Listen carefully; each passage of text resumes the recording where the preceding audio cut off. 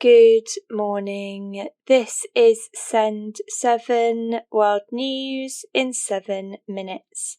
I'm Juliet Martin, and today is Thursday, the 30th of July, 2026.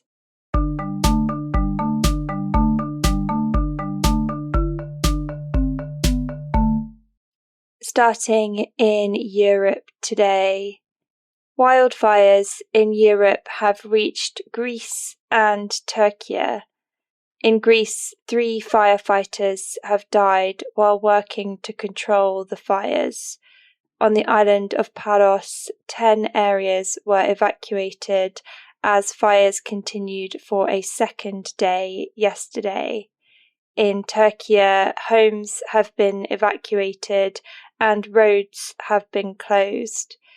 In France and Spain, 360,000 people have been evacuated due to this week's fires, according to reports.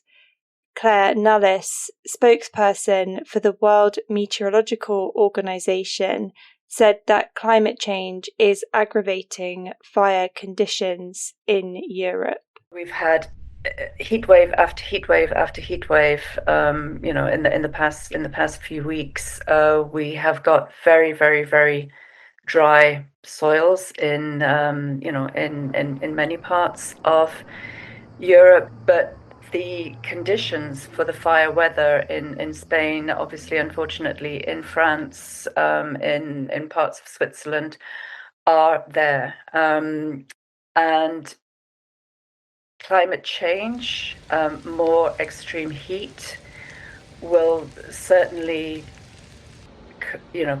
aggravate the risk of fire weather. Russia has charged the founder of messaging app Telegram with facilitating terrorist activity. Telegram has been banned in Russia, although the government use it to post messages. Founder Pavel Durov denies wrongdoing.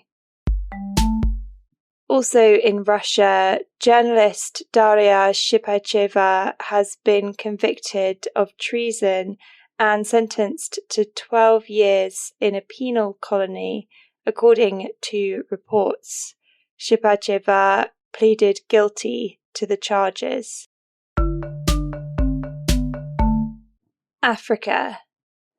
Amnesty International, the human rights group, has called for an investigation into the killings of at least 19 Malian soldiers by members of armed groups earlier this month.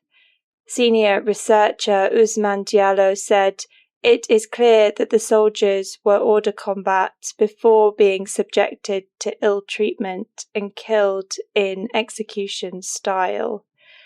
The United Nations Human Rights Agency has also called for an investigation, saying the killings could be classed as war crimes. The United States Commerce Department said it wants to participate in Ethiopian Airlines' new 4-runway airport. The project is worth $12.5 billion and aims to make Addis Ababa the Dubai of Africa by 2030. In Kenya, 15 elephants died in the Amboseli ecosystem in the course of 1 month, according to the Kenya Wildlife Service. Preliminary tests have detected a potential toxic substance in samples from the elephants. Further investigations will be needed to confirm the significance and source of the substance. Asia and Oceania. New Zealand is planning to buy long-range, one-way strike drones to increase its defence capability, according to Defence Minister Chris Penk. It will also start researching unarmed, long-range, uncrewed aircraft for maritime surveillance.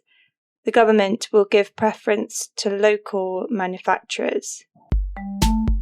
In Malaysia, authorities have released 109 asylum seekers who were detained on Monday, according to the police. The group of Rohingya Muslims had gathered outside the United Nations Refugee Agency office in the capital, Kuala Lumpur, after they said they had been evicted from their homes. The Americas. Nicaragua's President Daniel Ortega has said he will exclude traitors and certain opposition members from elections. He also aims to extend the presidential term from 6 to 7 years. His proposed constitutional reform is due to be approved in September. In Mexico, a type of seaweed, sargassum, has caused tourist destinations to close. The government is preparing an emergency plan to address the seaweed, which grows more in warmer temperatures. According to officials, 119,000 tons of sargassum is expected to wash up in Quintana Roo State this year. And astronomers have discovered that one of the brightest stars in the sky, Betelgeuse, has a companion star. Betelgeuse is a red supergiant in the Orion constellation. Using the European Southern Observatory's Very Large Telescope based in Chile, researchers have imaged the companion, which is around 2.6 to 3.1 times bigger than the Sun. Betelgeuse is around 16.5 to 19 times bigger than the Sun. That's your world news in 7 minutes. If you enjoyed this podcast, please tell your friends about us. You can get in touch with us in a voice message at sen7.org or by sending an email to podcast@sen7.org. I'm Juliet Martin. Tomorrow you will be with Stephen De Vincenzi. Have a great day.